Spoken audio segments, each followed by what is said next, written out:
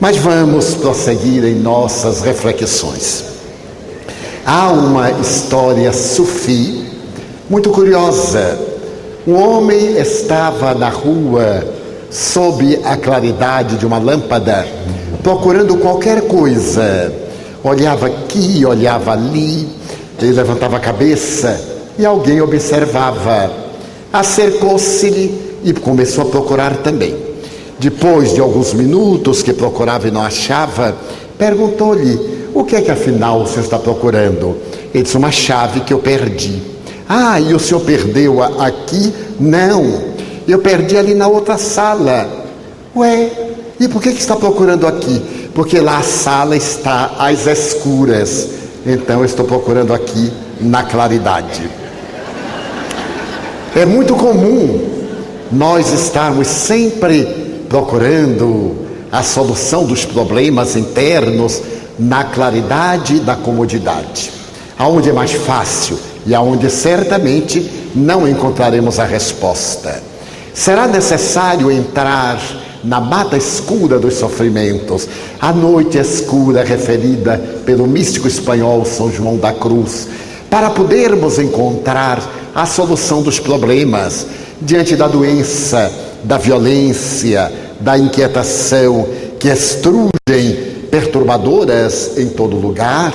Nós sempre procuramos soluções inadequadas e é claro que não as encontraremos, porque não estão ali. É necessário ter a coragem de procurar a solução do problema nas raízes daquilo que se transformou em problema. Então, é muito comum que nós façamos observações em torno de uma vida rica de ação, para podermos desfrutar da paz, da consciência que leva à saúde e que nos dá um estado de bem-estar permanente. Está demonstrado estatisticamente que todo indivíduo que trabalhou afanosamente e de repente aposenta-se, ele tem quase que de imediato um quadro de depressão, ou aquele tédio leva a ataques cardíacos. O tédio, o ressentimento, a falta de objetivos essenciais na vida faz com que nós introjetemos muitas amarguras e realizemos ou encerremos a jornada existencial antes da hora. Uma vida dinâmica, claro, com método, uma alimentação saudável, portanto, uma boa nutrição, exercícios físicos, movimentos, transpiração, fazem muito bem ao nosso estado de saúde e também à nossa paz.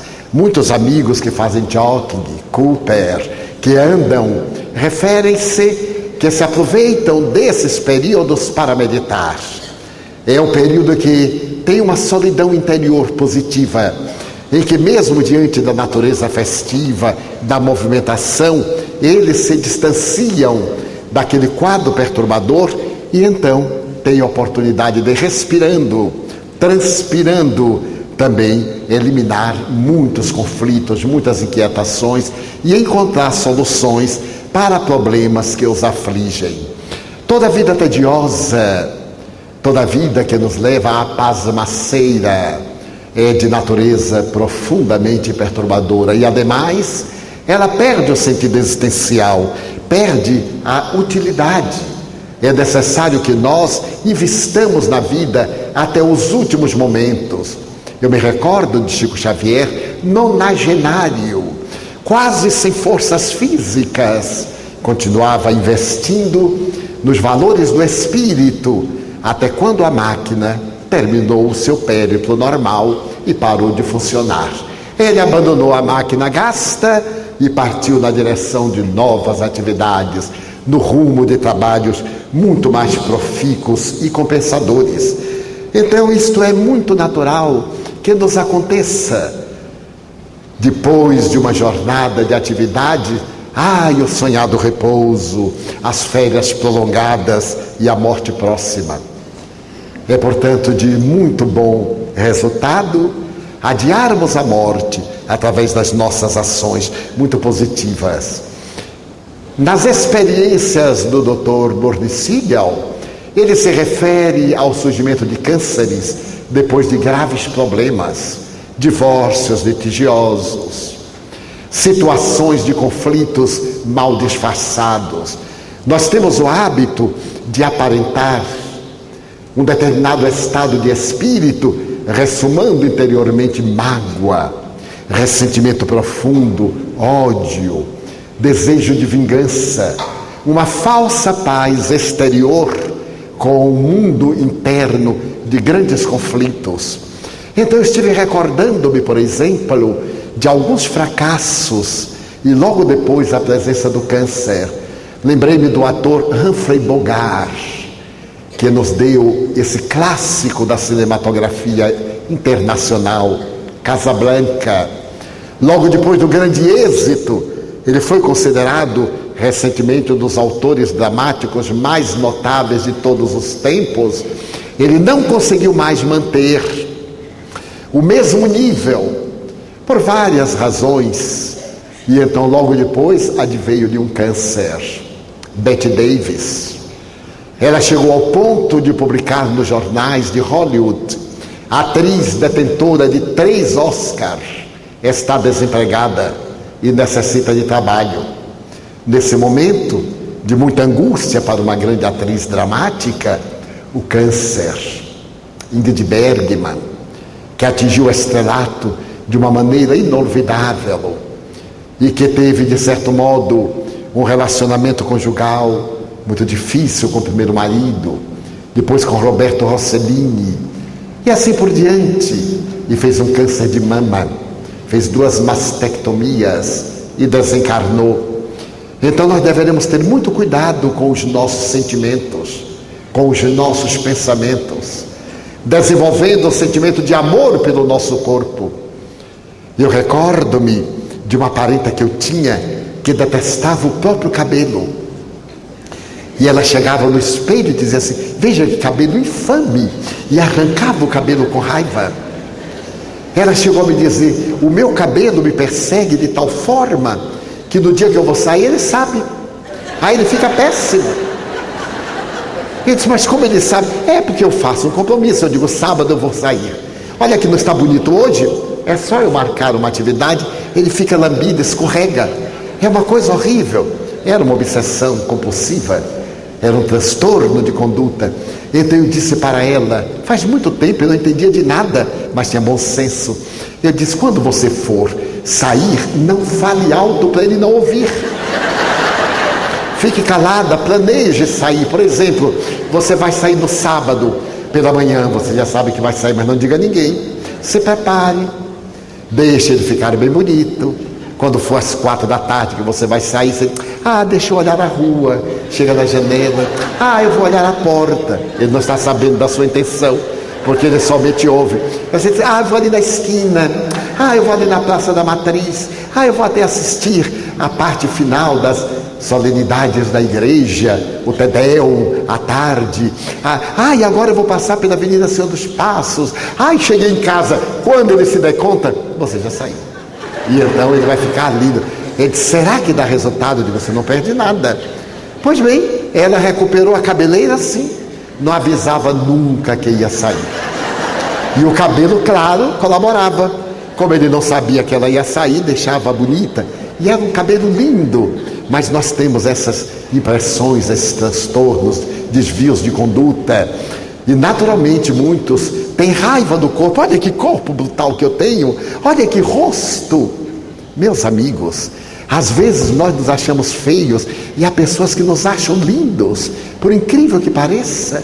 Sempre me chamou a atenção moças lindas casadas com rapazes horríveis, feios, mas feios não, horríveis. E eu digo: por que será, meu Deus? É que eles se lhes apresentam belos. E também rapazes lindos, casados com moças que não davam nem boa tarde. Pois eles casados. Eu digo assim: naturalmente, é porque ele casa com uma muito feia para não ter competidor. Não, era amor mesmo. Na nossa experiência, eu tive um amigo que era assim, aquele Adonis que abalou Feira de Santana, e se casou com aquela coisinha de nada. Eu digo, vai ver que ela é muito rica. Ele casou com os seus valores. Não era mais pobre do que eu. Passaram-se os anos e culminou a nos tornarmos amigos. E 30 anos depois, casado com ela, era um amor dos primeiros dias. Era Romeu e Julieta, 30 anos mais velhos. Sem suicídio, sem nada. Mas porque, para quem ama, diz o ditado, o feio parece-lhe bonito. Porque está nos olhos do indivíduo a forma como vê. Reencontros de almas. Às vezes a alma vem dentro de um corpo que não é lá grande coisa, mas por afinidade nós identificamos, e o que nos interessa é a essência, não é o vasilhame. Então, para termos saúde integral, vale a pena amarmos o nosso corpo, bendizermos, nesse bom sentido da palavra. Não é ter a vaidade estética como uma certa atriz cinematográfica que tirou algumas costelas para ter o corpo da Barbie e teve uma bruta infecção e morreu depois, sem Barbie, sem coisa nenhuma. Aí é um exagero, é um transtorno de conduta.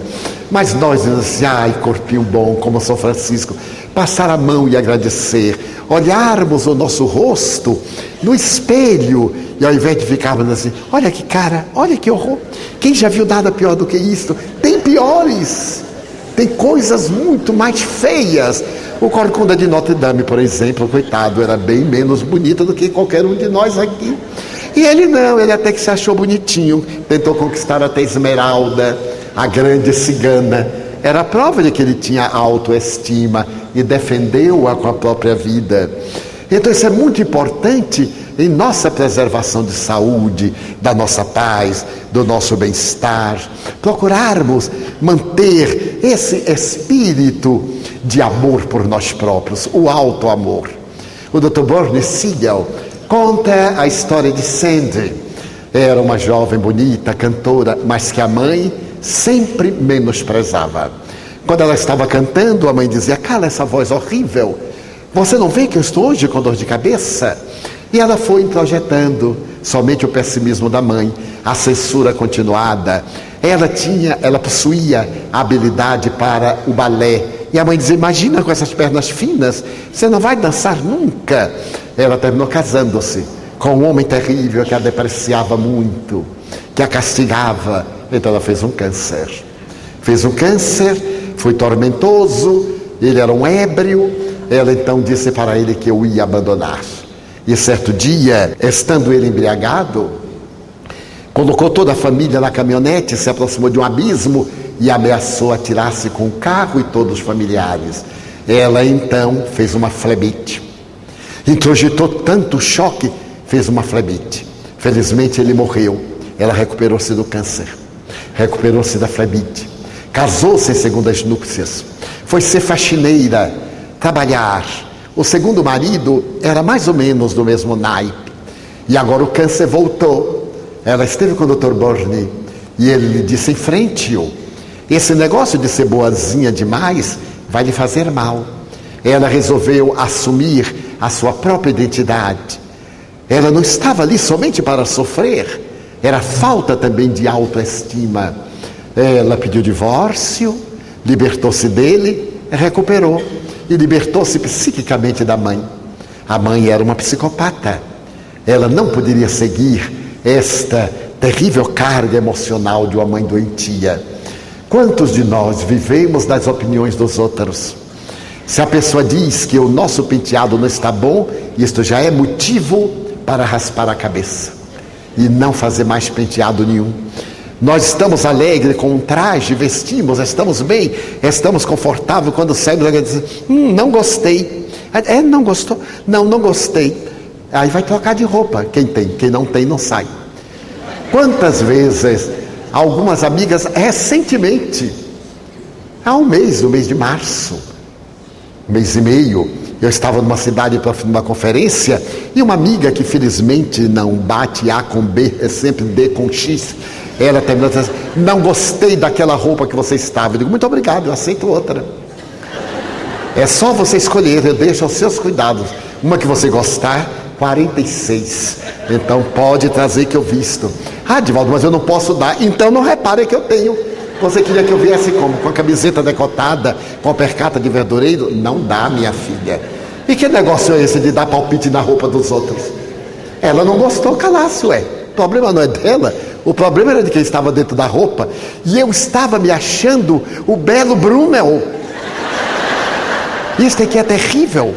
Eu me olhava e dizia assim, meu Deus, como é que pode, a esta altura da vida, este sobrevivente do além, estar tão bonito? E a minha amiga acha que eu estava uma caveira do século XVI. Negativo. Não me deixei afetar. Daí a dias eu olhei a roupa e disse, olha, você que não é amada por fulana, mas é muito amada por mim, vamos de novo fazer um giro por aí? E a roupa balançou e eu girei. E outra disse, mas Divaldo, caiu tão bem em você. Eu digo, não me diga. Digo, muito bem. Não devemos deixar que as opiniões transtornadas das pessoas em desalinho perturbe o nosso bom tom interior, a nossa paz. Podem ser pessoas até sensatas, mas se a opinião é irrelevante, a pessoa não é tão sensata quanto nós acreditávamos. Então não deixemos que essas pessoas perturbem a nossa paz. Mantenhamos uma certa situação de equilíbrio, de autodiscernimento, para podermos viver muito bem. O Dr. Siegel é sui generis. Na sua longa jornada de oncologista, de cirurgião, ele diz, durante muito tempo eu me sentia um mecânico, né? Consertava peças, consertava corpos, fazia transplante daqui para ali e fazia determinadas amputações, todas muito dolorosas, mas eu fazia, até um dia que eu me tornei médico das almas. O meu paciente não é o corpo, o meu paciente é a pessoa integral. Então eu converso com o meu paciente, dou-lhe assistência emocional, dou-lhe estímulo, mesmo quando ele é um caso irrecuperável do ponto de vista médico e morre, não me considero um fracasso, porque a função da medicina não é evitar a morte, que é impossível. A função da medicina é prolongar a vida física, é tornar a vida física mais agradável, mais desejável, mais compensadora. Esta é que é a função nossa. Impedir a morte, como os médicos também morrem, todos morremos. E não é uma lógica profundamente sensibilizadora, uma lógica real, essa proposta dele? Então, ele propõe, voltemos ao tema de pela manhã, a experiência do riso para os pacientes, para não ficarem tão carrancudos diante da seriedade da doença. Toda doença tem um certo grau de gravidade, ou não, mas não considerar pela tradição que esta como é grave, então ela é terrível e deve ser encarada com maior respeito do que outra. Uma gripe maltratada pode levar a uma bronquite mal cuidada pode trazer consequências. Todo estado de enfermidade sempre passa por graus diversos que caracterizam ou não a sua gravidade. Certo professor de medicina entrou no hospital para fazer uma cirurgia cardíaca. E a enfermeira olhou para ele e disse assim, professor, eu o reconheço, eu fui sua aluna. E o professor disse, você pode me dizer se por acaso eu a reprovei? Porque se ele houvesse reprovado, era a hora dela vingar-se. Então ela riu, ele também riu, todos sorriram. Ele entrou com excelente bom humor na sala cirúrgica. Uma outra paciente, por sua vez, estava ainda lúcida, havia recebido uma hack para poder anestesiar-se, estava lúcida. E lá os médicos estavam conversando sobre tudo, sobre futebol, sobre arte. Ela pode dizer, afinal, não era bom vocês conversarem sobre o meu caso? Vocês estão conversando sobre tudo, menos sobre o meu caso? Eu sou aqui o quê? Uma cobaia? Uma pessoa que não vale nada, que vocês agora estão se utilizando para falar de tudo, menos do meu caso? Por favor, me respeitem. Eles tomaram um choque, porque para eles é tão natural, é tão repetitivo, que perde às vezes um pouco desse respeito que devemos ter pelo paciente. Para o paciente, talvez seja a primeira vez, ele está ali apavorado, e pela maneira como seja tratado, isso pode influir nos resultados, positivos ou negativos. Outro paciente, embora anestesiado, escutou as anedotas, as gargalhadas. Então, quando retornou com um grande conflito, trouxe do inconsciente marcas profundas e até mesmo algumas referências pejorativas que fizeram durante o ato cirúrgico. Ele gravou no inconsciente e transformou mais tarde numa profunda depressão. Como é que ele estava na mesa cirúrgica e o seu corpo estava sendo motivo de escárnio? Até onde vai o nosso desrespeito pela criatura humana?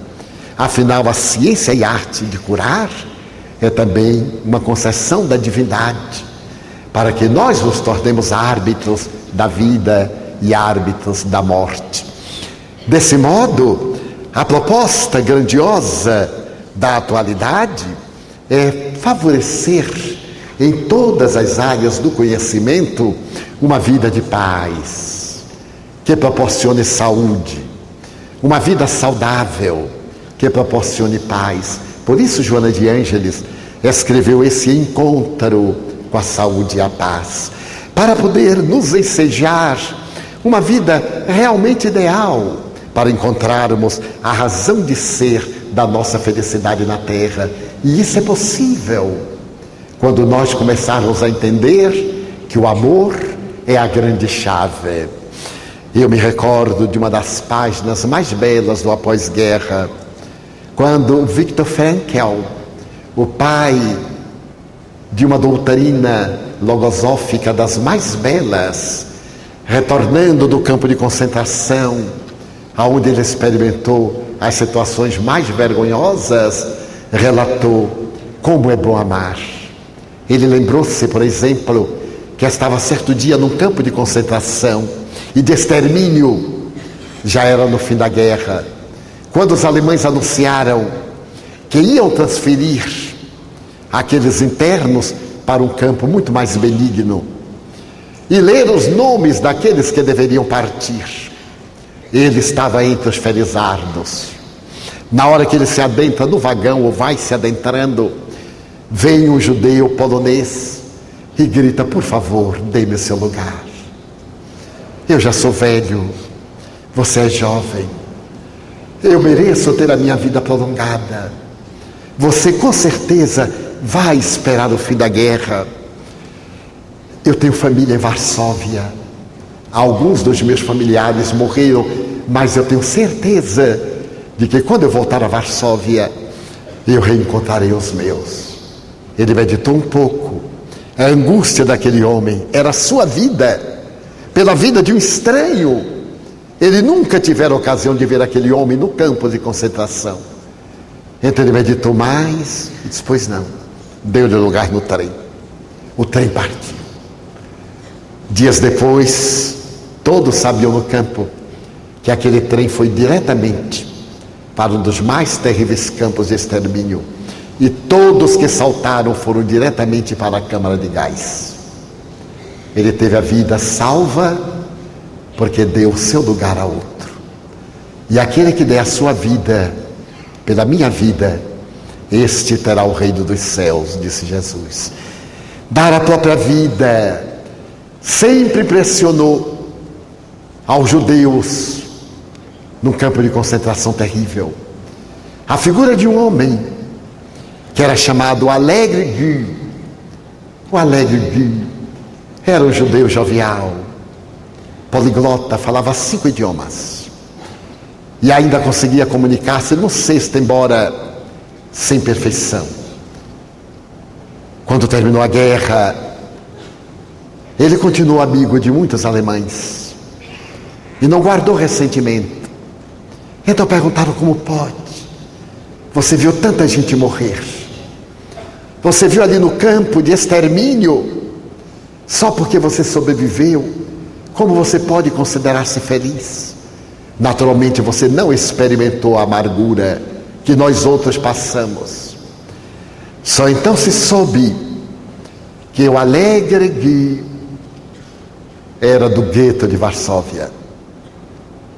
Ele contou, naquele ano de 1942, quando as tropas SS adentraram-se pela sua casa, arrastaram-no com a mulher e os 5 filhos, 3 meninas e 2 meninos. E ao chegarem ao térreo, colocaram a mulher e os 5 filhos e metralharam. Diante dele, ele quis correr para também ser metralhado. Foi poupado. Ele foi poupado porque falava 5 idiomas. Era um ilustre advogado judeu. Então ele era útil aos alemães. Foi levado para o campo de concentração e continuou tradutor. Então ele disse, eu tinha 2 opções: odiar e morrer, ou ter compaixão e viver para salvar outras vidas. Era uma questão de opção. E eu optei para poder viver e para poder salvar muitas vidas que Deus lentamente ia colocando pelo meu caminho. Então ensina Viktor Frankl: é necessário transcender o ódio. Cada um medite nisto. A sua mulher, os seus 5 filhos, ali, sem julgamento, sem nada, pelo crime hediondo de pertencer a uma outra raça, serem metralhados, e a pessoa ser levada, superar este ódio, este rancor que toma conta da alma, superar esta dor e ter compaixão do algoz. Não é isto que Jesus pregou? E ele não era cristão, era judeu, mas havia aprendido com Moisés o amor a Deus acima de todas as coisas, a submissão às divinas leis de Deus. E também narra Viktor Frankl de um outro que era odiado pelo chefe do campo, desses ódios gratuitos, que se complazia em humilhá-lo, em feri-lo, em tornar as suas horas insuportáveis. E certo dia, dominado por uma fúria qualquer, atou a um poste na praça principal do campo e chibateou com ferocidade o covarde. Um homem atado ao madeiro. Feriu-lhe o corpo, abria-se em feridas e o sangue corria. E o doente estorcegava, e quanto mais o algoz lhe batia, mais ódio tinha, até que ele, em certo momento, inteiriçou-se ali, no suplício, e gritou: Ir libdir, eu o amo. O algoz parou, a chibata caiu da mão. Ele olhou o rosto daquele homem, estava assim, em êxtase, e continuava dizendo: eu amo, eu amo. Então, diante da praça, com todo mundo estupidificado, o algoz desatou, carregou nos braços, levou para o comando, começou a limpar as carnes rasgadas pelo rélio e tornou-se protetor dele. O poder do amor. Quando será o dia que nós poderemos amar com este vigor? Quando será o dia que nós poderemos mudar a nossa herança atávica da força que permitiu aos espécimes mais resistentes e poderosos sobreviver diante daqueles mais frágeis, na teoria de Charles Darwin, na seleção das espécies, a sobrevivência dos mais fortes. Quando nós venceremos essa natureza animal, que Allan Kardec se refere na questão 742, que predomina em nosso ser, em O Livro dos Espíritos, em detrimento da nossa natureza espiritual. Quando é que nós poderemos ter um amor de tal forma que nada de fora perturbe a serenidade de dentro? Dizer-se que isso é impossível? Não. Os casos multiplicam-se aos milhares. Além daqueles que ninguém sabe, os mártires anônimos são muito mais numerosos do que os mártires celebrados pelas glórias do mundo.